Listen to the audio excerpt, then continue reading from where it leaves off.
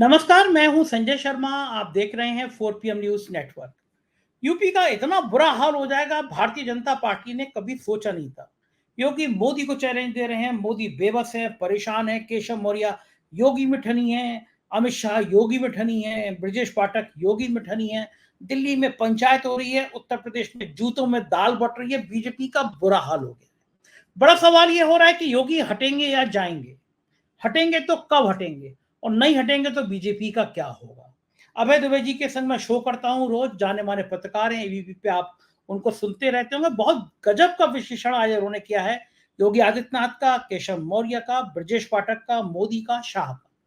और योगी भी इस समय सीधा सीधा खेल खेलने की तैयारी में आ गए हैं। पल्लवी पटेल के साथ उनकी दो मुलाकातें चर्चा का विषय हैं, कि लोग बता रहे हैं दो मुलाकातें की उन्होंने। पल्लवी पटेल जो केशव मौर्य को हरा के आई हैं, केशव मौर्य उनके नाम पर बिदक जाते हैं। मतलब आर पार का मामला है। और बहुत बुरे हाल में केशव मौर्य, अगर योगी नहीं हटे तो हाल बेहाल हो जाएगा। चलते हैं अभय दुबे जी के पास, बहुत रोचक बातचीत है, पूरी सुनिएगा। चैनल को ज्वाइन और सब्सक्राइब जरूर कीजिएगा, अपनी राय बताइएगा। चलते हैं अभय जी के पास। 4 PM न्यूज नेटवर्क में स्वागत है अभय दुबे जी आपका। एक बहुत बढ़िया दोहा है, रहमन धागा प्रेम का मत तोड़ू चटकाए, टूटन से फिर ना जुटे, जुटे जुड़े तो गांठ पड़ जाए। मतलब धागा प्रेम का उसको तोड़ना नहीं चाहिए, अगर जुड़ भी गया तो गांठ पड़ जाती है। उत्तर प्रदेश में ये धागा टूटा ही नहीं है, तार तार हो गया है। अब मुझे समझ में नहीं आता कि दिल्ली में अगर मोदी जी ने बिठा के दोनों को चाय पिला भी दी, हमारे लड़ाई होती थी तो क्लास टीचर आके कहता था कि चलो दोनों गले मिलो, हाथ मिलाओ। अब मुझे नहीं पता, मोदी जी कहेंगे नहीं योगी जी से कि चलो केशव मौर्य से गले मिलो, चलो योगी जी ब्रजेश पाठक से गले मिलो। वो गले मिलेंगे। एक मैंने कार्टून देख रहा था, नेता गले मिल रहे हैं और पीछे दोनों के हाथ में चाकू है, चाकू कौन चाकू मार दे। ये जो उत्तर प्रदेश का जो रायता बिखर गया है, इतनी बुरी तरह बिखर गया है, किसी ने सपने में नहीं सोचा था कि उत्तर प्रदेश में यह हाल हो जाएगा, ये छीछा लेदर हो जाएगी कि योगी जी सीधा सीधा मोदी जी को चुनौती दे देंगे कि चुनाव हारे तो ओवर कॉन्फिडेंस की वजह से हारे, और केशव मौर्य योगी के मुंह पे कह देंगे कि संगठन बड़ा है, तुम छोटे हो, सरकार छोटी है। और अब तो हालत ये हो गया है कि योगी की बैठकों में दोनों डिप्टी सीएम नहीं जा रहे हैं। दिल्ली में मजमा सज गया है, लेकिन मजमे में क्या कुछ हल निकलेगा? क्या योगी बचेंगे, योगी हटेंगे? और मेरे पास सूत्र तो ये बता रहे हैं कि योगी ने कह दिया है मुझसे सरकार चलानी है तो इन दोनों डिप्टी सीएम को हटाओ।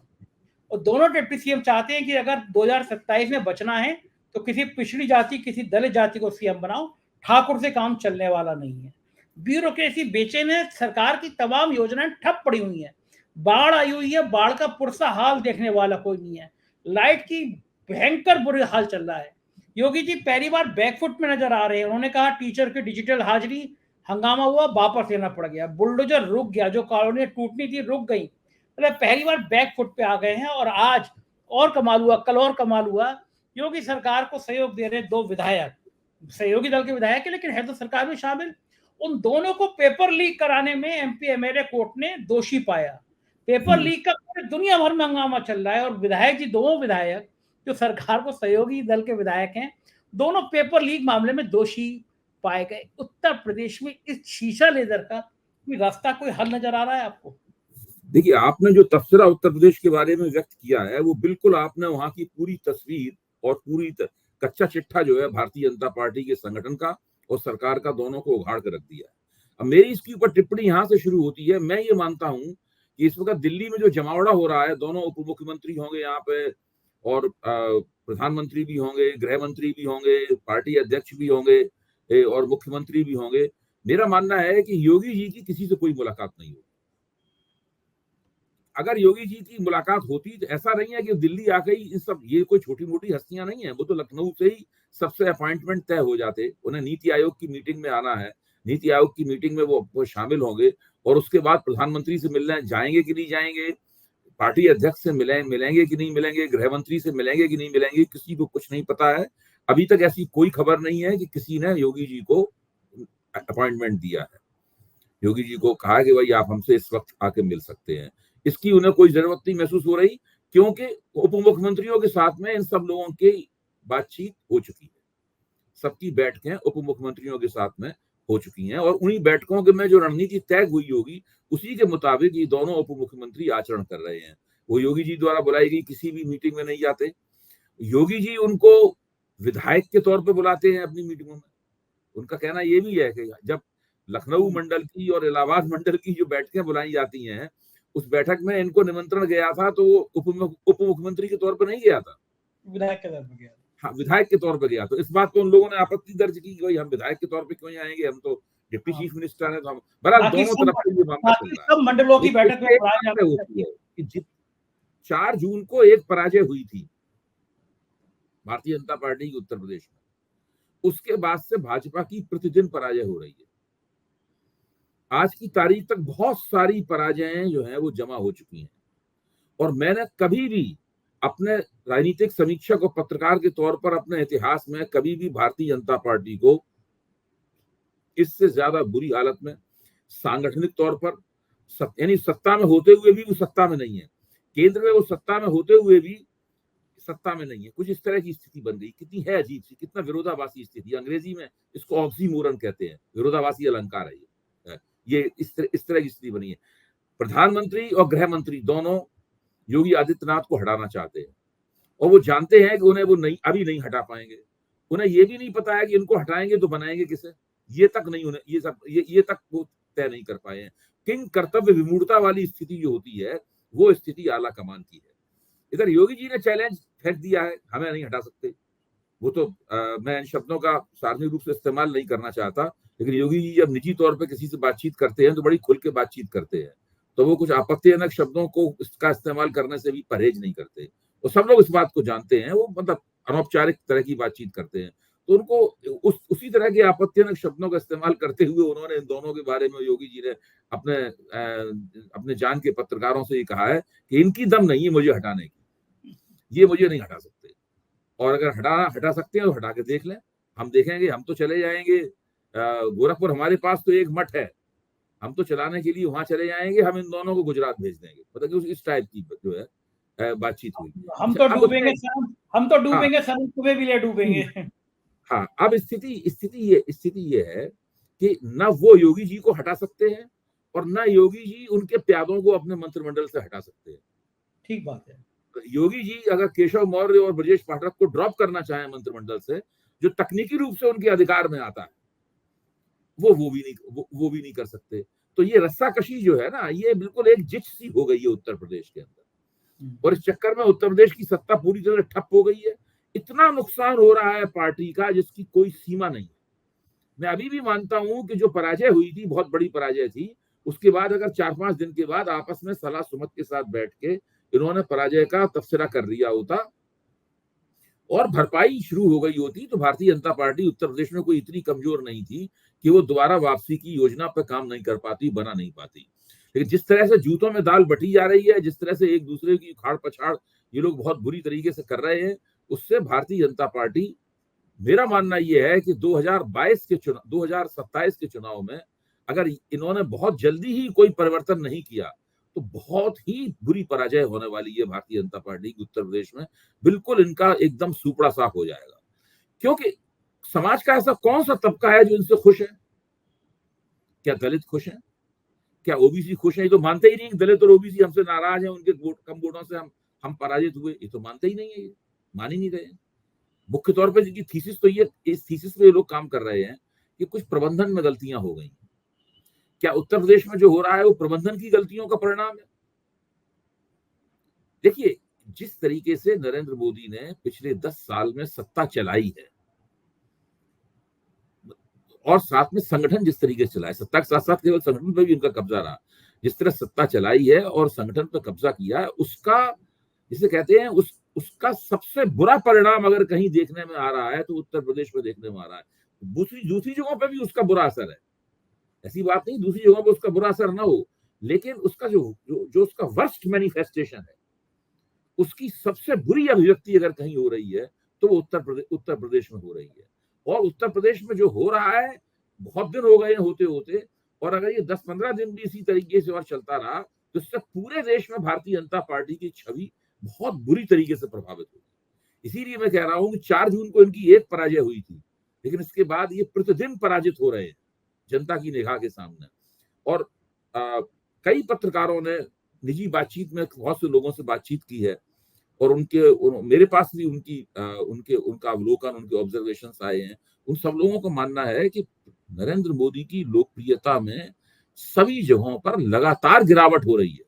दिल्ली में गिरावट हो रही है, उत्तर प्रदेश में तो बहुत मेरे ख्याल से इस वक्त गिरावट हो रही होगी। सभी जगह नरेंद्र मोदी की लोकप्रियता लगातार घट रही है। तो ये लोग बहुत ही बुरी स्थिति में हैं, और ये किसी ने इनको उस बुरी स्थिति में डाला नहीं है। ये खुद इस बुरी स्थिति के जिम्मेदार हैं, खुद अपने कर्मों के जिम्मेदार हैं। उन्होंने जो फसल बोई है पिछले 10 साल में, उस फसल को अब ये काट रहे हैं। अच्छा देखिए, मोदी जी क्यों दुखी ना हो? बनारस में 2-3 चरणों में आप चुनाव हार रहा है प्रधानमंत्री, और उसके बाद में जीता तो 1.25 लाख 1.5 लाख की कुछ जीत में जीत होती है। लोग कह रहे हैं कि कांग्रेस को अंदाजा नहीं था, कांग्रेस ने बस केवल मजे में लड़ा दिया। अगर वहां कोई कुर्मी प्रत्याशी लड़ा दिया होता तो हर हालत में मोदी चुनाव हार जाते, और प्रियंका गांधी लड़ जाती तो 100% हार जाते। जले पे नमक कुछ लोग छिड़क रहे हैं। अफजाल अंसारी ने कह दिया अगर योगी आदित्यनाथ एंड टाइम पे आके जोर ना लगाते तो मोदी चुनाव हार जाते। और मेरे तो दावा कर सकता हूं कि मोदी अब गलती से भी दोबारा बनारस में झांकेंगे नहीं, बनारस में दोबारा उत्तर प्रदेश में चुनाव लड़ेंगे नहीं वो। लेकिन एक प्राइम मिनिस्टर जो 400 पार, अब की बार 400 पार का दम भर रहा था, वो अपनी कॉन्स्टिट्यूंसी में 3 चरणों में पीछे चल रहा, उसके बाद मामूली वोटों मंत्र से चुनाव जीत रहा है। तो ये कहीं ना कहीं मोदी का जो सबसे बड़ा सपना था, अगर उत्तर प्रदेश में चुनाव बेहतर होता, सीधे रिजल्ट वैसे आ जाते, तो आज वो पूर्ण बहुमत की सरकार बनाते। उन्हें नीतीश और चंद्रबाबू नायडू के आगे झुकना नहीं पड़ता। अपना वो जो औरा था वो औरा खत्म होता नहीं है। योगी जी ने इसे पंचर कर दिया, योगी सरकार ने पंचर कर दिया। मानो तो जाएगा भाई जिसकी सरकार उससे पंचर कर दिया। तो आपको लगता है कि मोदी अब योगी को माफ कर देंगे, छोड़ देंगे? नहीं, बिल्कुल नहीं माफ करेंगे, बिल्कुल नहीं माफ करेंगे, मैं नहीं मानता हूं। लेकिन ये अपने आप में मेरे लिए ताज्जुब की बात है कि वो अभी तक आदित्यनाथ जी को किस तरीके से मुख्यमंत्री पद से हटाया जाए, इसकी रणनीति क्यों नहीं तय कर पाए। अभी तक ये तय नहीं कर पाए हैं कि हटाना तो है, हटाना तो निश्चित रूप से है, मैं बिल्कुल इसमें मुझे 100% यकीन है। वो इनको रखना नहीं चाहते, और वो उस दिन पे अफसोस कर रहे हैं 2017 के उस दिन को, जब उन्होंने किसी तरीके से किन्हीं परिस्थितियों में निर्णय लिया था कि इनको मुख्यमंत्री बना दिया जाए, गोरखपुर से उठाया जाए और लखनऊ ले आया जाए। वो तो बहुत अफसोस कर रहे हैं। अब योगी जी जैसे भी हैं, इनके हलक में अटक गए, ना उगलते बन रहा है ना निगलते बन रहा है, और ये अभी तक नहीं तय कर पा रहे हैं कि भाई इस बंदे को हटाएं तो कैसे हटाएं। ऐसा ना हो इसके हटाने से बहुत बुरा नुकसान हो। अच्छा, इनके पास ऐसा कोई मजबूत व्यक्ति भी नहीं है जो उस पर उन्हें भरोसा हो कि उनकी जगह बना देंगे। बस केशव प्रसाद मौर्य मान लीजिए उनके प्यादे हैं, जो कि हैं भी, तो क्या केशव प्रसाद मौर्य को मुख्यमंत्री बना देने से भारतीय जनता पार्टी की उत्तर प्रदेश में समस्याएं हल हो जाएंगी? तो एक दृष्टि से देखा जाए तो कुर्मी वोट बड़े पैमाने पर समाजवादी पार्टी की तरफ शिफ्ट हुआ है। समाजवादी पार्टी के कुर्मी कैंडिडेट भी बहुत जीते हैं। तो हो सकता है कि ये बात मानी जा रही हो कि भाई इनको बना देने, एक इस बात पे विचार चल रहा होगा कि इनको बना देने से हो सकता है कि वो जो कुर्मी वोटों की ड्रिफ्ट है वो बच जाए। लेकिन कुर्मी मतदाता जो है उत्तर प्रदेश की पिछड़े वर्ग की राजनीति की कभी नुमाइंदगी नहीं करते रहे। कुर्मी समुदाय एक बहुत ही समृद्ध और शक्तिशाली समुदाय है पिछड़े वर्गों का, लेकिन वो पिछले वर्गों की जो मलाईदार परत है उसकी नुमाइंदगी करता है। यहाँ तक कि समृद्धि और शक्ति में वो यादवों से भी आगे है, संख्या में कम है लेकिन वो यादवों से भी आगे है। लेकिन उत्तर प्रदेश का जो ओबीसी समाज है, उस ओबीसी समाज की राजनीति के मर्म में कुर्मी समाज कभी नहीं रहा। आप इसी से अंदाजा लगा लीजिए कि कुर्मी समाज का नेतृत्व भी काफी थिन किस्म का है। मतलब जो पटेल परिवार है वही कुर्मी समाज का नेतृत्व है, बाकी लोग तो ठीक से उतने कदम नहीं जमाए हुए हैं उन लोगों ने। अच्छा, और वो पटेल परिवार बहुत शक्तिशाली है। केशव मौर्य को तो हराया तो पटेल परिवार के ही सदस्य ने हराया, सिराथू से। तो ये जो स्थिति है उसकी वजह से भारतीय जनता पार्टी ये समझ नहीं पा रही है कि किसको बनाएंगे मुख्यमंत्री, क्योंकि उत्तर प्रदेश में अगर मुख्यमंत्री किसी गलत व्यक्ति को बना दिया तो अभी जो स्थिति है इससे भी बुरी स्थिति होने वाली है। देखिए, इस बार तो आधे से थोड़ी कम हुई है सीटें भारतीय जनता पार्टी की, लेकिन अगर इन्होंने अपने पत्ते सही तरीके से नहीं खेले तो अगली बार इनकी 4 या 5 ही सीटें आएंगी लोकसभा के चुनाव में, और 2027 में भी बुरी तरीके से चुनाव हार जाएंगे, क्योंकि बहुत लोकप्रियता घट गई है। देखिए, अब अखिलेश और राहुल गांधी पूरे उत्तर प्रदेश में जब विधानसभा चुनाव में प्रचार करेंगे तो और जिस तरह से अखिलेश ने टिकट बांटे हैं कुशलता पूर्वक, अगर इसी तरीके से उनका फोकस यादवों में ज्यादा न रहा और पिछड़े वर्ग के दूसरी बिरादरियों के लोगों को उन्होंने ज्यादा टिकट दिए, तो आप समझ लीजिए बिल्कुल इनका सूपड़ा साफ हो जाएगा भारतीय जनता पार्टी का, कितना भी कुछ कर लें। तो उत्तर प्रदेश जो है ना, भारतीय जनता पार्टी की जीत और रुतबे का भी कारण था, और भारतीय जनता पार्टी की दुविधा, पराजय और प्रतिदिन हो रही पराजय का भी कारण है। देखिए, मैंने इस बात को बार बार कहा है, आप उस घटनाक्रम को याद कीजिए। 2015 में ये दिल्ली में बुरी तरह चुनाव हार गए, इनकी 3 सीटें आई, और बिहार में बुरी तरह चुनाव हार गए, तो काफी परेशानी में थे मोदी जी।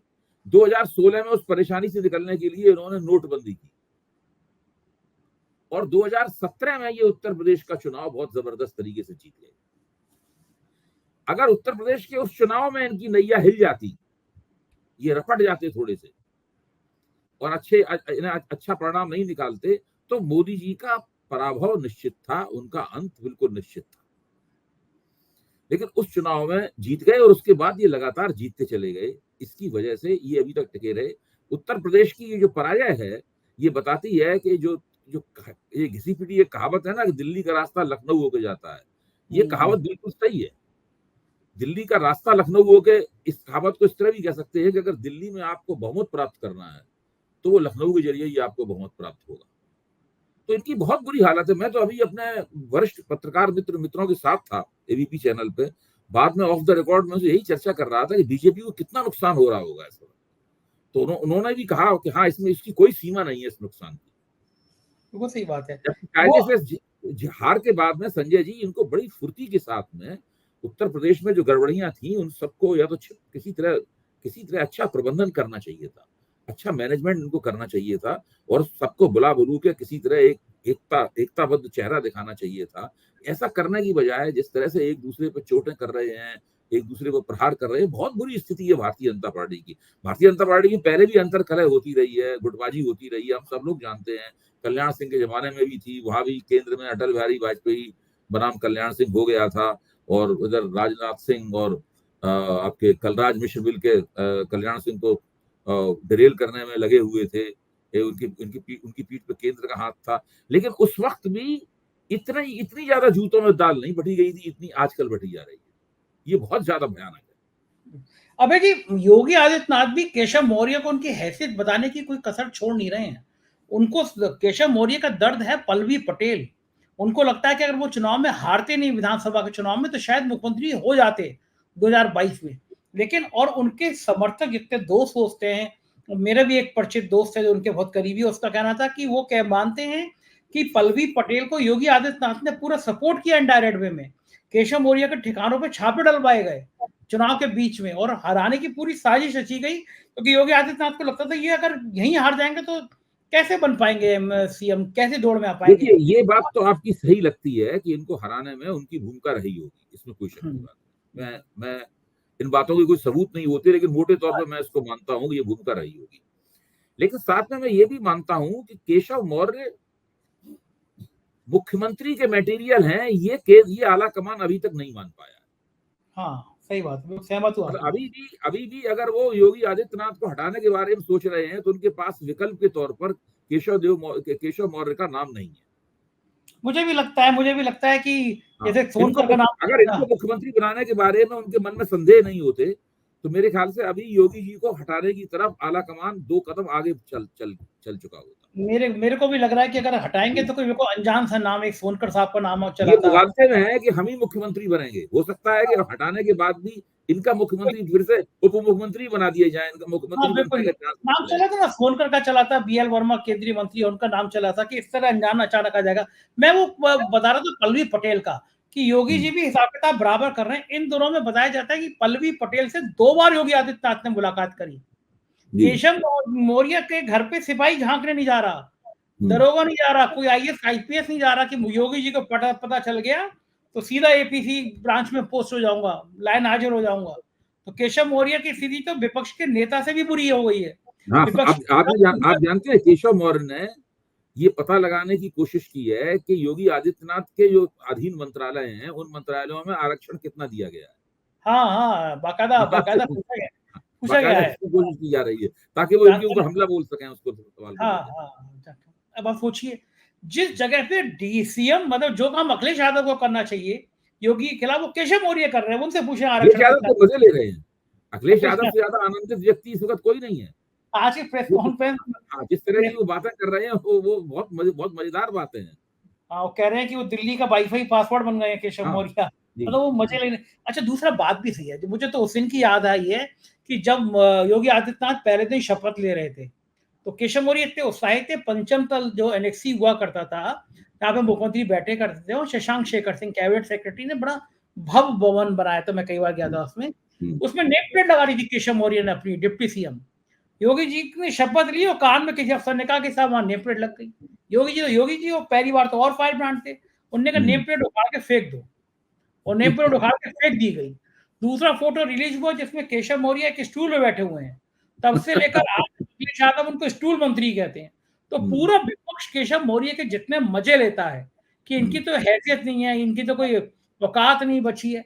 तो ब्रिजेश पाठक पे हम जोरदार हमले नहीं हो रहे हैं। ब्रिजेश पाठक बड़े दिमाग का गेम खेलते हैं, वो बैलेंस किए हुए हैं, लेकिन केशव मौर्य एकदम निशाने पर हैं। और ये निशाना योगी बनाम केशव मौर्य इतना फैल गया है, इतनी जगह आ गया है कि मुझे लग रहा है कि ये संघर्ष अगर ज्यादा बढ़ गया तो असल में कार्यकर्ता। ब्रिजेश पाठक की सीमा ये भी है ना कि वो भारतीय जनता पार्टी में बाहर से आए हैं। केशव और संघ में भी रहे हैं, और वो मतलब भारतीय जनता पार्टी की और संघ की प्रक्रियाओं की ही देन है। और ब्रजेश पाठक की उससे वैसे कोई तुलना भी नहीं की जा सकती उस लिहाज से देखा जाए। मैं ये मानता हूं कि उपचुनावों के बाद में और उपचुनाव के साथ साथ में इस साल होने वाले जो 3 विधानसभा चुनाव भी हैं वो भी हो जाएंगे। हरियाणा, झारखंड और महाराष्ट्र वो चुनाव भी हो जाएंगे, और उस चुनाव के नतीजे कोई भी हों, इन चुनावों के बाद में आला कमान योगी आदित्यनाथ को हटा देगा। यानी अच्छा, आपको लग रहा है कि 3-4 महीने ऐसे ही चलेगा, 3-4 महीने ऐसे तीन चार महीने ऐसे ही चलेगा, और भारतीय जनता पार्टी की सब जगह थू होती रहेगी। क्योंकि क्योंकि अगर उससे पहले हटा दिया, देखिए एक और घटना हुई, एक और बात है। असल में है क्या कि योगी आदित्यनाथ के पहले भी राजपूत बिरादरी तीन द्विज जातियां हैं, ब्राह्मण, बनिया और ठाकुर। ये तीनों जातियां मोटे तौर पर भारतीय जनता पार्टी की ही समर्थक थी। लोकसभा चुनाव में 2014 में तीनों जातियों ने जम के भाजपा को वोट दिया, और 2017 में जब योगी आदित्यनाथ के बारे में कोई सोच भी नहीं सकता था कि ये मुख्यमंत्री बनेंगे, भाजपा को इन तीनों बिरादरियों ने वोट दिया। जब आदित्यनाथ जी मुख्यमंत्री बन गए, उसके बाद राजपूतों को लगा कि वीर बहादुर सिंह के बाद में ये हमें एक नया रहनुमा मिल गया, और वो जम के इनके साथ हो गए। फिर उनकी वफादारियां भाजपा के साथ नहीं रह गई, उनकी वफादारियां पूरी आदित्यनाथ जी के साथ हो गई। आदित्यनाथ जी ने भी कहा, मैंने खुद उनका क्लिप भी सुना है कि मुझे इस जाति में पैदा होने पर गर्व है। ये बातें उन्होंने भी बोली।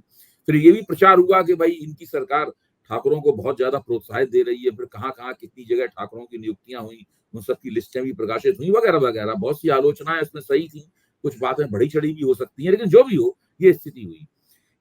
इस चक्कर में जो पार्टी निष्ठा थी वो व्यक्ति निष्ठा में बदल गई। देखिए मैं एक बात कह रहा हूं, राजपूत बिरादरी की जो भाजपा के साथ में हिंदुत्व की विचारधारा के साथ में जो पार्टी निष्ठा थी और आक्रामक रूप से वो उसका समर्थन कर रहे थे, वो एक व्यक्ति के प्रति निष्ठा में बदल गई। अब इस प्रक्रिया में भाजपा को ये लगता है कि अगर इनको हटाया तो उसकी पहली प्रतिक्रिया ये होगी, पहली प्रतिक्रिया ये होगी कि सारे के सारे राजपूत आराम से समाजवादी पार्टी के वोटर हो जाएंगे, और भारतीय जनता पार्टी को एक राजपूत का वोट नहीं मिलेगा, और बहुत आक्रामक तरीके से वो भाजपा के खिलाफ प्रचार में उतर आएंगे। इससे भाजपा को बहुत नुकसान होगा। ये बहुत ही समाजवादी, भाई राजपूत मेरे ख्याल से पूरे उत्तर प्रदेश में 8 या 9% तो होंगे। हाँ, 6-7% माना जाता है। 8 या 9% वोटरों की, पढ़े लिखे, समझदार और जमीन और ताकतवर होते हैं, गांव में ताकत रखते हैं, रसूख रखते हैं। ये सब पुराने राजघराने के लोग हैं, जमींदार, ये लोग अगर समाजवादी पार्टी के साथ चले गए तो समाजवादी पार्टी के पास 3 बहुत बड़े वोटिंग ब्लॉक हो जाएंगे। आप कल्पना कीजिए, जो कन्फिगरेशन में आपके सामने रख रहा हूँ वो थोड़ा कल्पना करने योग्य है। एक तो यादव बहुत बड़ा वोटिंग ब्लॉक मिल गया, मुसलमान दूसरा वोटिंग ब्लॉक बहुत बड़ा मिल गया, फिर राजपूत एक तीसरा बड़ा वोटिंग ब्लॉक मिल गया। फिर कांग्रेस के साथ मिलकर चुनाव लड़ेंगे तो एक बड़ा वोटिंग ब्लॉक दलितों का मिल गया। आज तो राहुल गांधी वहां पे एक मोची के यहाँ चले गए और उन्होंने बाकायदा मोची से लेके वो जूते गांठे वहां पे उन्होंने, राहुल गांधी ने, इसका बड़ा जबरदस्त प्रचार हो रहा है। तो राहुल गांधी जानते हैं कि मुसलमानों का समर्थन वो जीत चुके हैं, अब दलितों को अपनी ओर लाना बाकी है। कांग्रेस का उभार पूरी तरीके से शुरू हो जाएगा उत्तर प्रदेश और बिहार में। तो इतने बड़े वोटिंग ब्लॉक जब समाजवादी पार्टी के पास होंगे तब तो भारतीय जनता पार्टी समाजवादी पार्टी को नहीं हरा पाएगी, उसका बिल्कुल जीतना बिल्कुल तय हो जाएगा। और एक बार उत्तर प्रदेश में भारतीय जनता पार्टी हारी तो पूरे देश में इनके हारने का सिलसिला शुरू हो जाएगा।